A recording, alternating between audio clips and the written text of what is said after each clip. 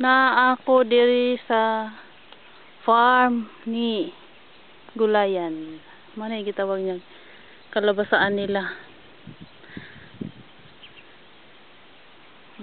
Manay nga lapad kay kalabas. Sa tidina naglakaw-lakaw. Sa tidina. Sa tidina.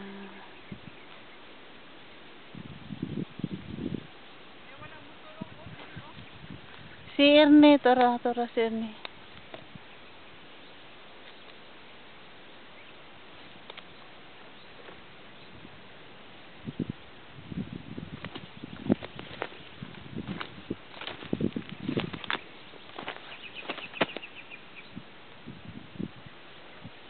Mga puno sa kakao yan.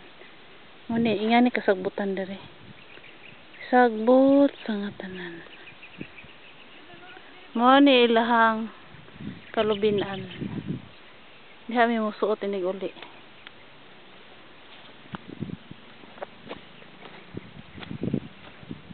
Naghaywa na nurok nga kalabasa kay bagyo. Tara.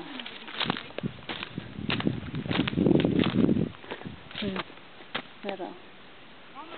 Hybrid kalabasa ni. Taro kang balay kani ato ba? Ni.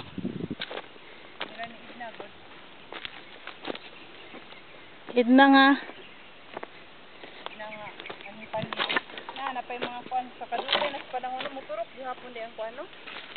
Pero mga gabi-gabi ko doon, gabi-gabi. Napad ay? Oo, ka na marilyo. Nabuhi siya bisag sunog no? Oo, sunog na kayo ni. Nara oh. Na mga gabi-gabi. Marilyo. May pila na ko kay years day. Gamay pagod ko sa katong tuiga. Sabi pa dito eh. Nara pay ko ni gisunog na gani ni day. Ang gamot. Wala pila ni pabuo ko, wala na nurok kasamaan. Haglapad. Namalihin lo sa unahan te. Naghinlo sa dapit. Diha. Kaya naman daw naghinlo ni kapad daw kay magkalabasaan po. Puro na kalabasa. Asa po na ubos? Iya pa na ubos? Ha? Apil pa. Kani sa ubos? Oo. Kani? Ate. Kalapad ba ni?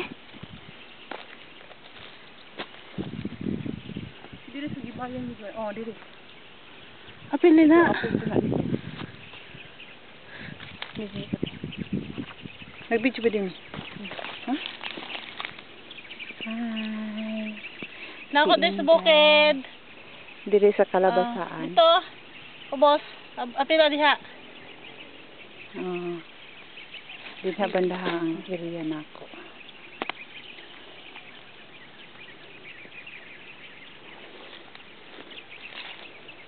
Imo na area ti dina. Oh, kanang gikuan gihinluan pati na bagnuta karon. Dito na yung tatin. Ang kato maning ilan ni kuan sa una, ramuhal. Italis niya. Oh. Unya karon 400 pesos mo siguro to, nya isa 200. Ambot pila to nya. Gi kuan lahi man ni siya, murag duha man ka portion nya giusa na lang. Tas na mo ni nakuyawan si nanay kay basi gitibol sorbi ni kuan. Katong kuan good. Matong gikuan sikaso atong pagkagubot-gubot good. Ilan ni kuan na ilan ni Tony na ang baksan di ang portion. Asa to si Ernie nawa man. Nawala lagi si Ernie. Natungod sa gibayan ni ang niya. Lingaw walay silingan. Wala George. Baka ba di payag dali no? Dili man ang payag ni Benji sa una.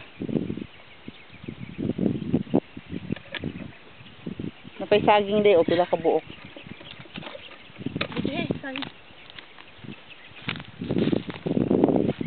Isa ra ka buok. Tapos na kasara to.